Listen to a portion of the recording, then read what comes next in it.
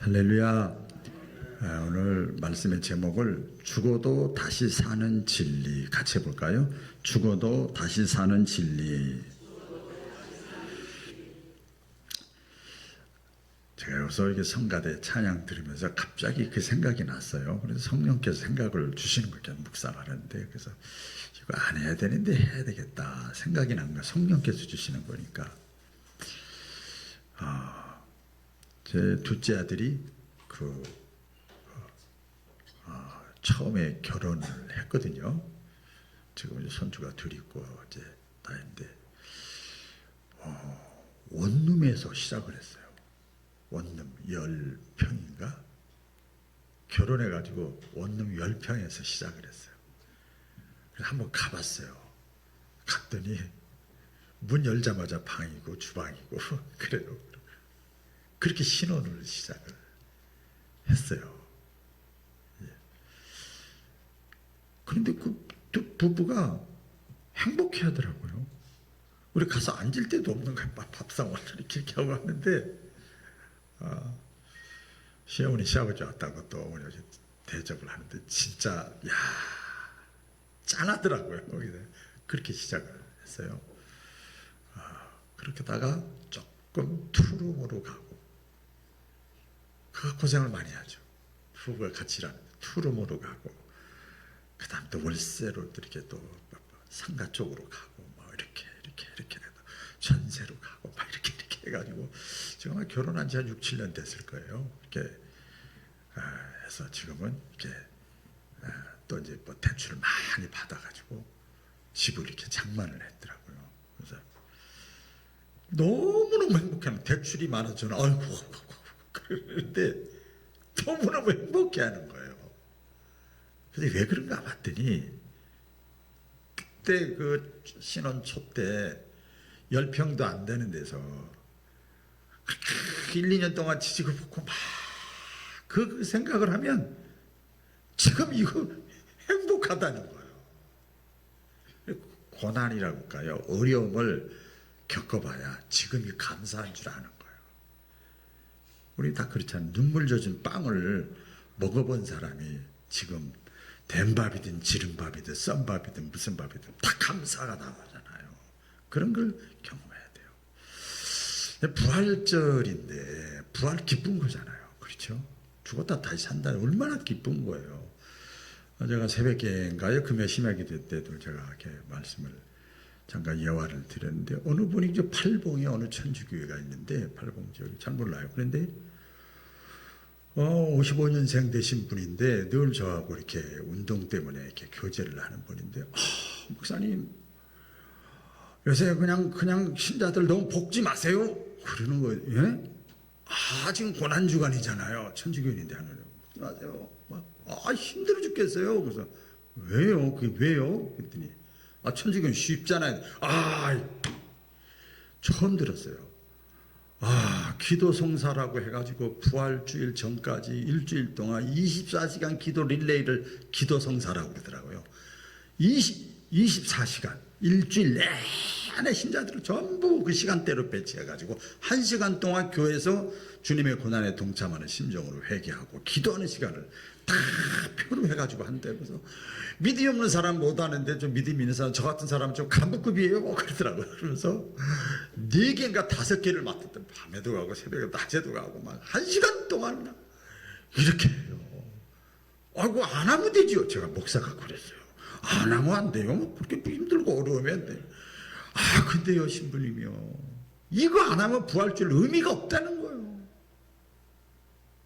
원룸도 안 살아본 사람이 대출 받아서 집 사면 기뻐하겠어요? 아무 의미가 없지. 그러는 거예요.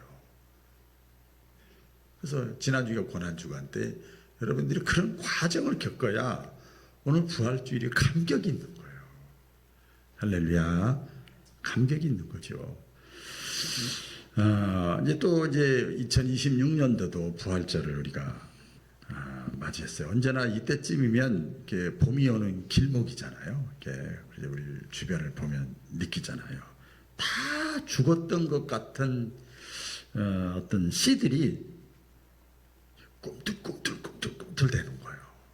되면서 다시 싹이 나고 꽃을 이렇게 피웁니다. 주변에 벚꽃이 얼마나 많은지, 얼마나 예쁜지 새벽에도 예쁘더라고요. 그 자연의 섭리를 통해서 하나님은요, 자연을 통해서, 꿈을 통해서, 환상을 통해서, 질병을 통해서, 어려움을 통해서, 하나님은 다 그게 메시지요, 메시지. 꼭 설교 시간에만 막 메시지가 들리는 게 아니에요. 자연의 섭리를 통해서 깨닫게 하시는 거예요.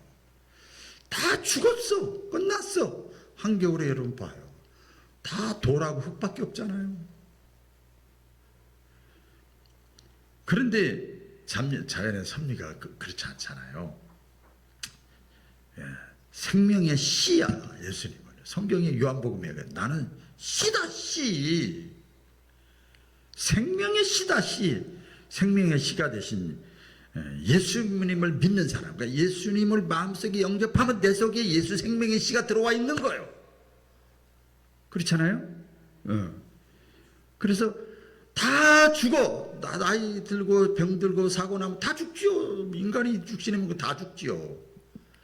다 죽는다고 생각하는 우리 인생들에게 생명의 씨가 들어오면 부활한다. 다시 산다. 자연의 섭리를 통해서 우리에게 또 깨우쳐 줍니다. 부활절에 최기정 집사님 가족에서 늘 이렇게 매년마다 감동이 돼서 하시는데, 계란, 달걀 그 선물을 하잖아요. 교회마다 다 싸가지고. 어제도 다 싸고 또 이렇게 회원들이 이렇게 고생을 하셨는데, 교회에서 사용을 하잖아요. 그냥 달걀은요 살아 있어요. 그런데 시간이 좀 이렇게 지나가면, 그냥 달걀을 시간 지나가서 그냥 놔두면 어떠죠? 부패가 돼요. 썩어요. 아시잖아요? 근데 반면에 똑같은 달걀이라고 그래도요, 어미 닭 품속에 들어가 있으면, 유정란이 물론 있고 그렇지만 어미 닭 속에 딱 들어가 있으면 평균 20여일이 지나면 새로운 생명으로 태어나요. 이게 어떤 생명의 신비함이야. 똑같은데 품속에 들어갔다고 그게 다시 태어나? 생명은 신비해요. 어미 닭 품속에서 죽었던 것 같은 그 달걀이 단단한 껍질을 깨고 상상하지도 못했던 예쁜 병아리가 돼서 탁 나오잖아요. 그죠? 그것도 하나님이 주신 메시지요. 그런 거 하나 봐도 우리가 깨달아야 돼요. 물론 여러분, 예수님을 믿는 사람이나 안 믿는 사람이나 다 육신은 죽습니다. 안 죽는다는 게 아니에요. 다 죽습니다. 그런데 차이점이 있어요. 여러분, 성경을 이렇게 보시면요, 차이점이 있어요. 그 죽음 뒤에, 죽음을 끝이 아니고 영원한 죽음, 이걸 뭐라고 하냐면 성경에서는 그 헬라로 보면 지옥이에요. 지옥. 그냥 죽음이 아니고 영원히 죽는 거야. 자, 일단 설명을 드릴 거예요. 그 육신의 죽음 뒤에는 또 뭐냐면 영원히 사는 거야. 이걸 영생 또는 천국이라고 그래요. 동물들은 영혼이 없기 때문에 죽음 끝이에요. 사람은 영혼이 있어요. 신학적으로 영혼 불멸 존재예요. 우리 사람은. 영혼이 지옥이냐, 영혼이 천국이냐. 예수님을 믿지 않고, 보세요, 예수님을 믿지 않고 죽은 사람들, 불신자잖아요. 그죠? 그 사람이 나쁘다는 게 아니에요. 불신자예요. 예수님을 믿지 않아. 생명의 씨를 마음속에 심지 않은 사람들은 달걀이 그냥 놔두면 어떻게 된다고 그랬죠? 시간이 지나가면 썩고 부패요. 50, 60, 70대면 다 썩고 부패하는, 여기저기 아파, 다 죽어. 그렇게 됐어요. 그렇게 되는데, 예수님을 믿는 신자들은요, 예수님 품에, 어미 닭 품속에 있는 것처럼 예수님 품에 이렇게 안겨버리면, 때가 되면 어떻게 돼요? 거기서 우리가 상상하지도 못했던 예쁜 병아리가 돼가지고 새로운 부활체, 존재로 태어나는 거예요. 믿으시면 아멘. 태어나는 거예요.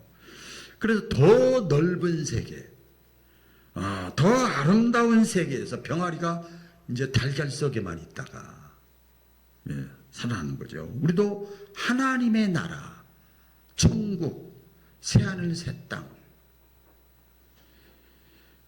거기서 다시 살 수 있는 부활의 몸으로 다시 살아나는 거예요. 그래서 이게 참 신비한 일이에요. 육신의 생각으로, 과학으로, 지식으로는 설명이 안 되는 거예요. 그런데 단 조건이 있어요. 그 생명 대신 예수님을 내 마음속에 모셔야 돼요. 이걸 성경에서 접붙임했다 그래서 붙여 이렇게 붙이는 거예요. 접붙임했다. 그래서 요한복음의 영적 복음이잖아요. 예수님은 포도나무고 우리는 가지야. 가지가 영원히 살려면, 열매 맺고 살려면 포도나무이신 예수님에게 늘 붙어 있어야 돼. 이 부활절은요, 기독교의 그 절기가 있잖아요. 4개의 절기가 있죠. 뭐죠? 제일 처음에 지금 올해 들어 첫 번째 절기가 부활절.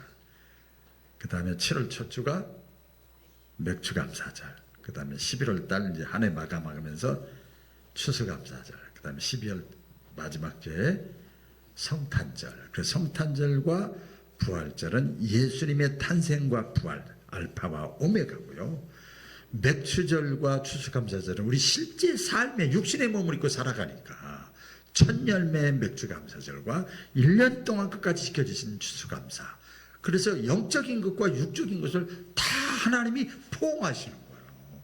그 절기를 너희가 감사함으로 지키면 구약부터 내려온 거잖아. 그러면 내가 너희에게 그대로 갚아주리라. 이 절기예요. 그냥 그 시간 되니까 또 헌금 내야 되나 보다 이런 차원이 아니죠. 이 성탄절과 함께 부활절은 인류의 축제나 마찬가지죠. 육신의 죽음이 끝이라고 생각했던 사람들에게 부활이라는 거, 죽어도 다시 산다는 건 얼마나 기쁜 거예요. 기쁜 거잖아요. 그래서 부활이 없는 그 예수님의 탄생은 의미가 없는 거예요. 만약 예수님이 탄생했어, 유명하시네, 좋은 말씀 많이 하셨네, 그럼 아무 의미가 없잖아요. 근데 부활이 있기 때문에 예수님의 탄생도 의미가 있는 거죠. 그래서 오늘 부활절을 통해서 한 세 가지 정도로 부활절이 우리에게 주는 메시지, 죽어도 다시 산다는 진리 메시지가 뭘까? 첫째는요, 이런 겁니다. 예수님을 믿는 자에게는 영원한 죽음이 없다. 제가 이제 죽음을 따라해보겠습니다. 예수님을 믿는 자는 영원한 죽음은 없다. 아까 영원한 죽음이 뭐라고 그랬죠? 영원한 죽음은 지옥이 없어. 반대로 예수님을 믿는 사람은 영원한 삶이 있어. 그 영생 천국이 있는 거죠. 자, 진짜 죽음은요, 육신의 죽음이 아니에요. 육신의 죽음이 아니고 성경에서 표현했어요. 하나님께서 진짜 죽음은 하나님과의 관계가 깨어진 거예요. 단절된 게 죽음이라고 했어요. 죽음이라는 말에 그렇게 되어 있어요. 그러니까 육체의 죽음이 실체가 아니고 진짜가 아니에요. 영혼이 그 사람 죽으면 여러분 뭐라고 그래요? 죽었다 그러기도 하지만 영혼이 떠나갔다고 그러잖아요. 그래서 죽은 거예요. 영혼이 실체라니까요.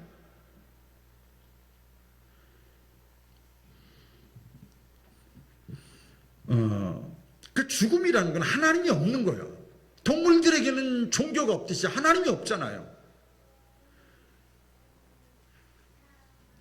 예수님을 믿는 자는 하나님과의 관계가 계속 지속되는 거예요. 그래서 신자의 육체의 죽음은 영생의 시작이에요. 할렐루야. 영생의 시작입니다. 그래서 예수님께서 성경에 나사로 사건이 있어요. 나사로를 살린 다음에 예수님이 말씀합니다. 예수님이 사람들이 죽었던 사람이 살아났어. 냄새 났었는데 죽어서 썩은 냄새가 났었는데 살아났다고 막 난리가 났어요. 예수님께서 말씀하셔요. 그 유명한 말씀이에요. 나를 믿는 자는 끝까지 나에게 적을 두고 생명의 씨 받아들이고 어떻게 된 건데 믿어지는 그 믿음을 어떤 경우에도 놓지 않는 자는 죽어도 다시 살리라. 할렐루야. 죽어도 다시 살리라. 예수님께서 말씀하셨습니다. 그게 아까 말씀드린 암탉이 새끼를 이렇게 날개 아래 품으면 살아나는 것처럼 내가 너희를 품었다. 이렇게 말씀하셨어요. 내가 너희를 품었다. 나를 믿는 자는 내가 끝까지 임마누엘 하겠다. 내가 임마누엘이라는 거 함께 하겠다 그 말이잖아요. 내가 품겠다.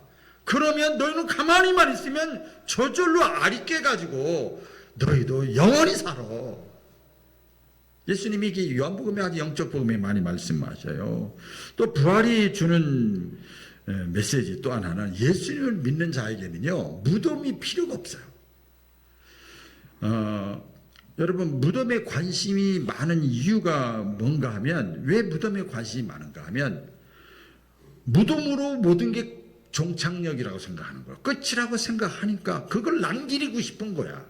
끝이라고 생각하니까. 그래서 세계 역사 가운데 우리나라 역사도 많이 그렇지만은 권력자들 왕들의 무덤이 어때요? 다 초라해요? 웅장해요. 문영왕릉 같은 데 보면요 웅장합니다. 지금도 그 공산국가지만은 모태통이나 그 뭐 김일성이나 그죠?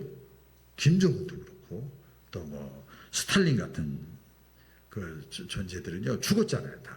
근데 몸에 어떻게 했죠? 방부제를 썩지 않게 방부제를 놓고 썩지 않게 그냥 누워 있는 거예요. 이것은 부활에 대한 소망이 없는 불신앙의 대표적인 모습이잖아요. 이게 끝이라고 생각하니까 남기고 싶은 거죠. 그런데 부활이 없는 사람들의 그다음에 나라들의 이 사람들은요 뭘 자랑을 하는가 하면 끝을 자랑하는 거예요. 무덤을 자랑하는 거예요.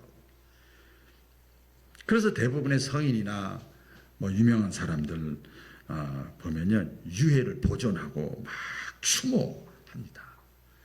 요새는요 최근에 이제 수년 전부터 이제 무덤도 꽉꽉 차가지고 우리나라 같은 경우는 이제는 신앙 때문에 그런 게 아니라 편리 때문에 낙골당을 만들고 재 뿌려가지고 그냥 산에다 뿌리고 바다에다 뿌리고 이제 무덤이 더 이상 의미가 없어요. 신앙적인 상관도 없는데 그렇게 돼버렸잖아요. 그래서요 우리 기독교는요 뭘 자랑하는가 하면 무덤을 자랑하는 것이 아니라 빈 무덤을 자랑하는 거예요. 따라해서 빈 무덤을 자랑하는 겁니다. 빈 무덤은요 죽음이 생명으로 다시 전환되는 굉장한 중요한 메시지가 있습니다.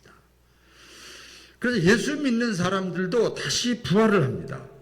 예수 믿는 사람들 다시 부활해요. 예수님께서 그 사역을 하시면서 세 가지 죽었다 살아난 사건이 있어요. 야이로의 딸이 죽었다가 살아났고요. 나인성 과부의 아들이 죽었다가 살아나고요. 나사로가 죽었다가 다시 살아났어요. 이건 부활일까요? 이건 부활이 아니에요. 왜냐하면 얼마 지나지 않아서 그들도 다시 다 죽었어요. 예. 그러나 예수님은 잠시 회복이 아니라 영원한 회복이에요. 이 부활체예요. 부활체. 그래서 예수님께서 그랬습니다. 나는 부활의 첫 열매다. 따라해보세요. 부활의 첫 열매. 자, 깊게 들어가 보세요. 예수님이 나는 부활의 첫 열매야. 첫 열매라는 건 뭐예요? 뭐가 들어가 있어요? 그 속에 묵상해 보세요. 나중 열매가 있어. 나중 열매가 있어. 내가 첫 열매야. 샘플이야. 그 나를 믿고 나하고 접붙임하는 자는 나중 내가 부활의 첫 열매가 된 것처럼 나중 열매로 부활할 수 있어. 이런 메시지가 담겨져 있습니다. 고린도서 12장 20절에 오늘 본문 가운데 있습니다만 이제 그리스도 가운데서 죽은 자 가운데서 다시 살아나사 뭐라고 그래요? 잠자는 자들. 잠잔다는 게 뭐예요? 어떻게 잘 알아요? 어이구, 근데 왜 잠자는 걸 두려워해요? 잠자는 육신의 몸으로 이렇게 살다가 죽은 자들의 첫 열매가 되셨도다. 부활의 첫 열매.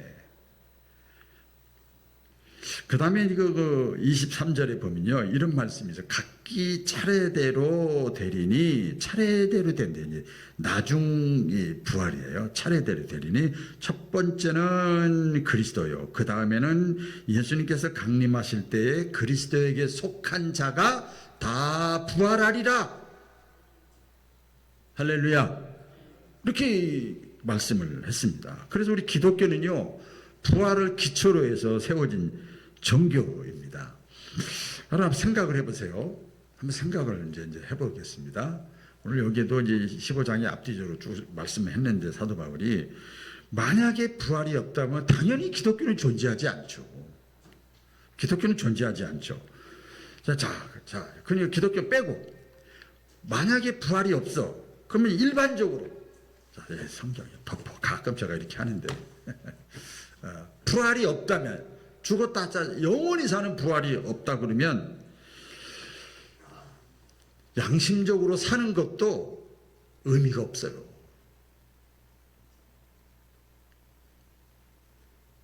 선하게 사는 것도 의미가 없어요. 생각해봐요. 또 신앙적으로 보세요. 부활이 없다면 주의 일하는 거, 헌신하고 충성하고 하는 것들, 이것도요 의미가 없어요. 기도하는 것도 의미가 없어요. 예배 드리는 것도 의미가 없어요. 하나님 앞에 헌금하는 것도 의미가 없어요. 오늘 학생 예배 얘기하는 거 보니까 어떤 학생은 부활절 헌금을 냈더라고요.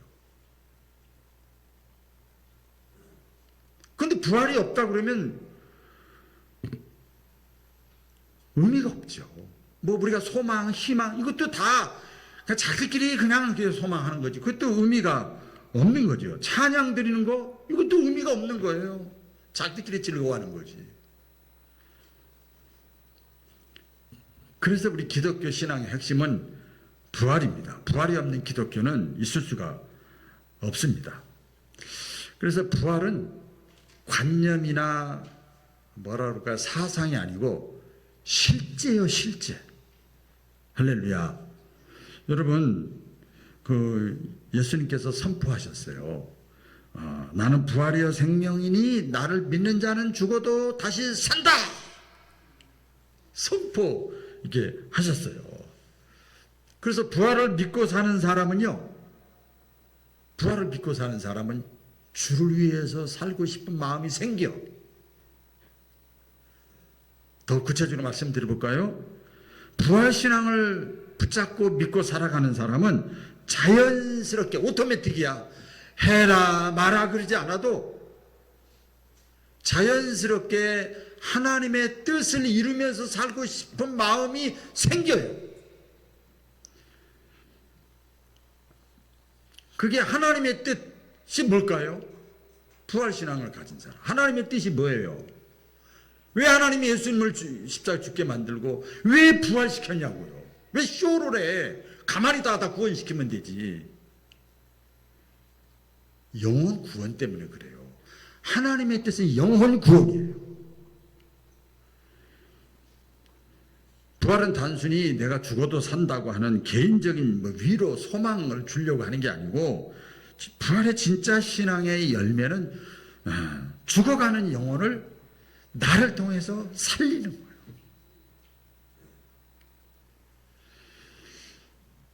그래서 예수님의 부활의 목적은요, 영혼 구원입니다. 영혼 구원. 따라해보세요. 영혼 구원.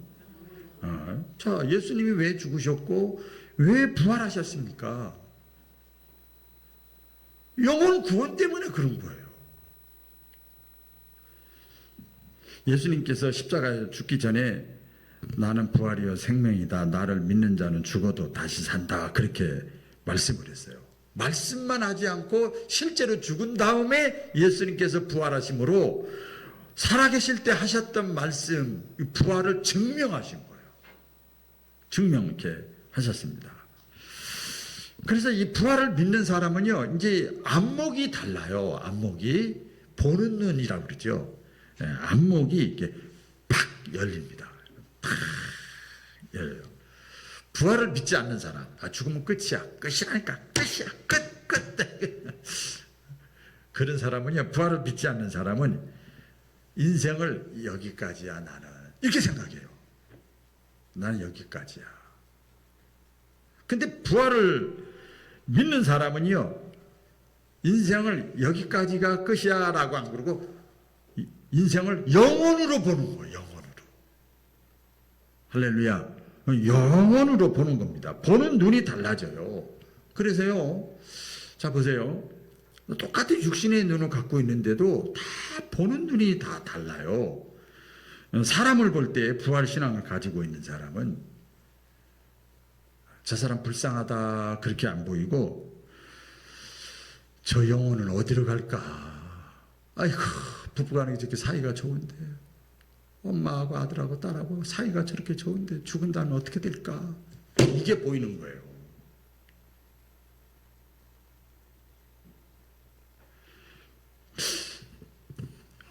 저는 그 두 아들이 있는데,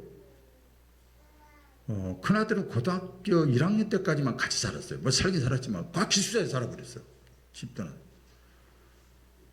또 둘째 아들은 중학교 2학년, 3학년 때 미국 가버렸어요. 같이 사는 게 아니에요. 그리고 결혼해가지고 또 살아요, 다.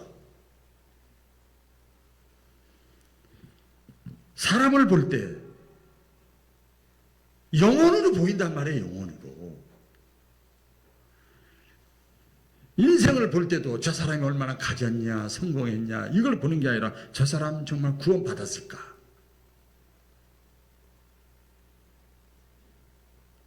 목회자인 제가 볼 때, 우리 사랑하는 성도들 여러분 볼 때, 저 사람 정말 구원받았을까?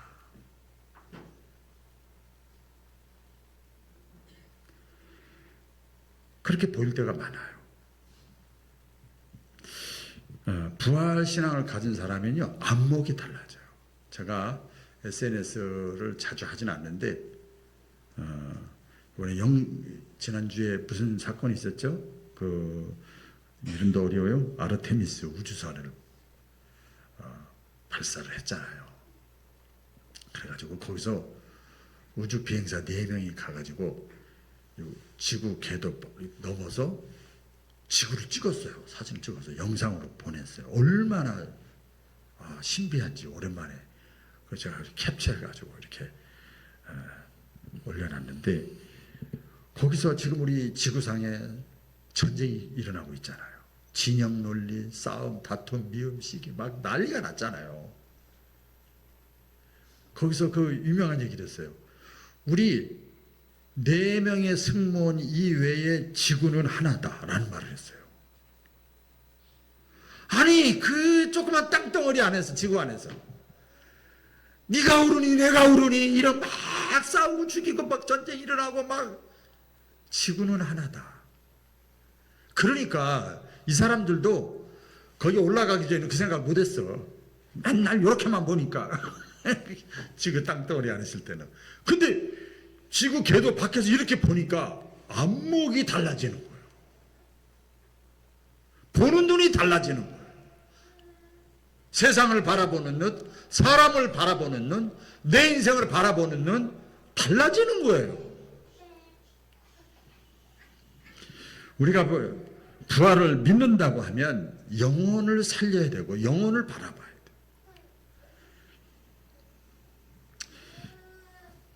예수님께서 말씀하셨어요. 하나님이 세상을 이처럼 사랑하사 독생자를 주셨으니 저를 믿는 자마다 멸망치 않고 뭐라고 그래요?